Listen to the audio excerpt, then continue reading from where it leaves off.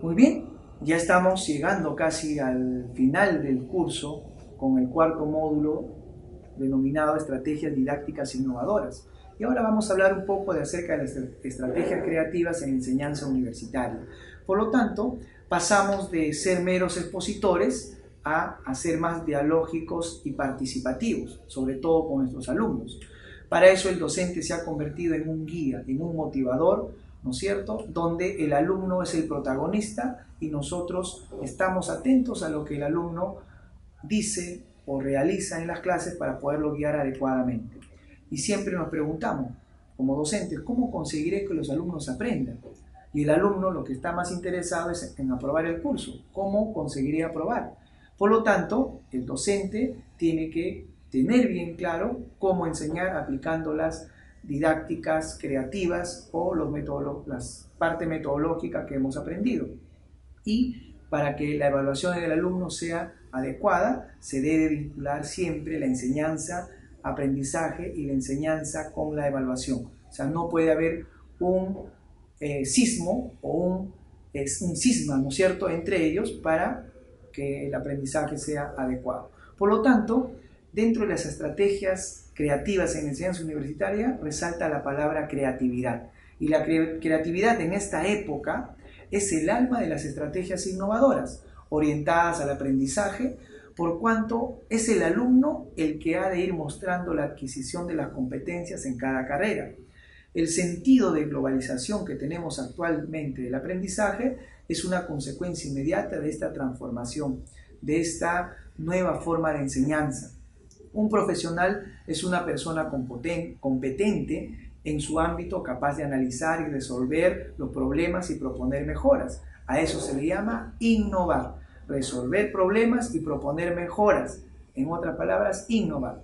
El profesor es un profesional de la enseñanza innovadora y creativa, con dominio del contenido formativo y estrategias didácticas, capaz de hacer que los alumnos se entusiasmen por aprender. Ahí viene nuestro rol como motivador o motivadores. En las escuelas creativas el estudiante adquiere un protagonismo mayor que comparado con las metodologías tradicionales. Y la enseñanza creativa se caracteriza precisamente por ser activa, motivadora y dinámica. ¿Qué estrategias creativas existen en enseñanza universitaria? ¿O qué las caracteriza? Se caracteriza porque va a haber una planificación flexible, una adaptación al contexto, un clima distendido y gratificante, roles participativos e interactivos, productividad o realización personal y sobre todo también que haya una satisfacción. Ese es el grado subjetivo de placer, que para todos los docentes debe ser una actividad gratificante el enseñar a los alumnos y también aprender de nuestros propios alumnos. ¿Y qué estrategias de enseñanza-aprendizaje podemos utilizar en esta época? La exposición, proyectos, interrogatorio como preguntas, el famoso ABP o el aprendizaje basado en problemas, el ABC conocido como el aprendizaje basado en competencias, demostraciones de tipo experimental, intelectual, documental, operacional, simulación y juego, estudio de casos, juego de roles, lluvia de ideas, panel de discusión. Entonces es amplia los recursos metodológicos con los que podamos enseñar. Entonces no tenemos que caer en el facilismo simplemente de hacer clases expositivas o clases en las cuales el alumno solamente nos escuche y obviamente se ponga en algún momento de manera tediosa. Ahí está el famoso aprendizaje basado en competencias, donde evaluamos actitudes, conocimientos y habilidades, ¿no? Muy bien, ¿por qué enseñar estrategias de aprendizaje a los estudiantes? Para garantizar el logro del aprendizaje y fomentar su independencia y enseñarle a aprender, que es lo más importante, enseñarle al alumno que aprenda a aprender. Y el conocimiento de estrategias de aprendizaje por parte del alumno influye directamente para que el alumno sepa y pueda y quiera sobre todo estudiar. En ese sentido se siente motivado.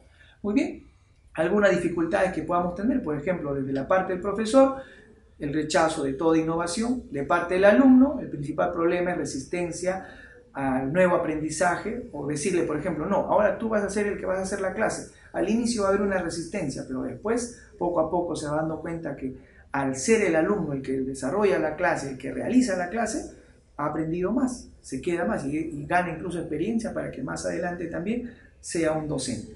Y problemas de tipo administrativo es que a veces no se le facilita al profesor los recursos necesarios para que pueda desarrollar una clase de manera óptima.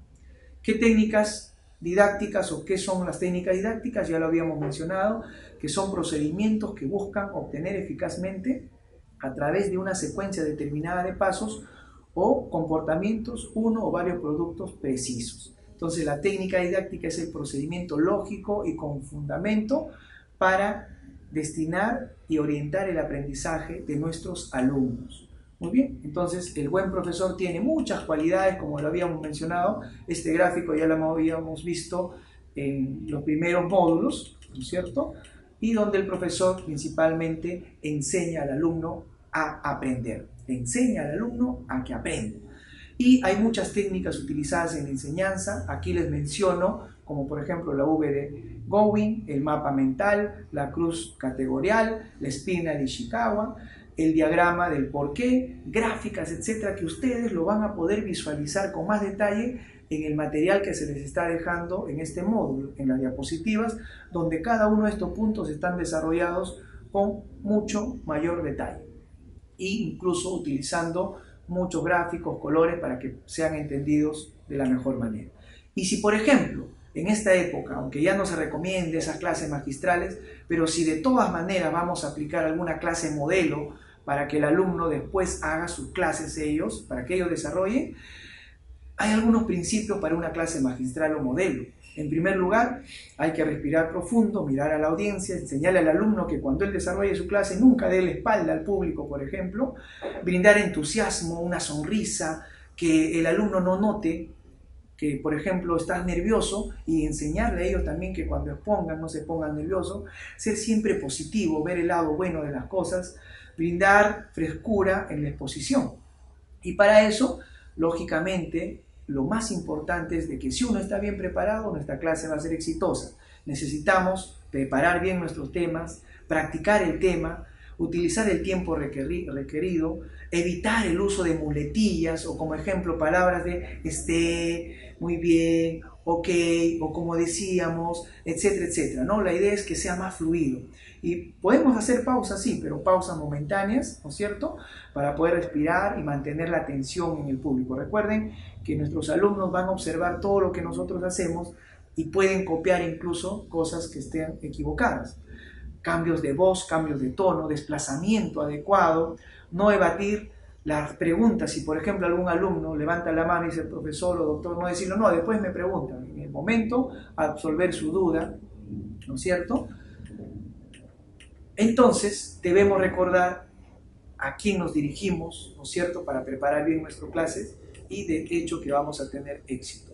Para eso, toda clase magistral va a pasar por varias etapas. Primero una introducción del tema, después el desarrollo del tema, el cierre y sacamos las conclusiones correspondientes, ¿no? Y al final, si queremos demostrar si los alumnos han aprendido, le hacemos una evaluación del tema tratado. Muy bien. En ese sentido, recordar, esto ya lo habíamos visto, que el aprendizaje es entendido como un proceso dinámico y permanente, mediante el cual el individuo adquiere y o modifica sus habilidades o conocimientos y actitudes. Ahí está todo lo que habíamos visto, recordar qué caracteriza a nuestro cerebro, por lo tanto el aprendizaje es constante, el cerebro izquierdo, el hemisferio izquierdo es dominante y el derecho a veces es el dominado y cada área tiene determinadas cualidades, ¿no? Entonces podemos utilizar elementos que estimulan el aprendizaje, como por ejemplo, algunas veces practicar solos o practicar en equipo, practicar con parejas, siempre con un orientador o facilitador, que en este caso es el docente.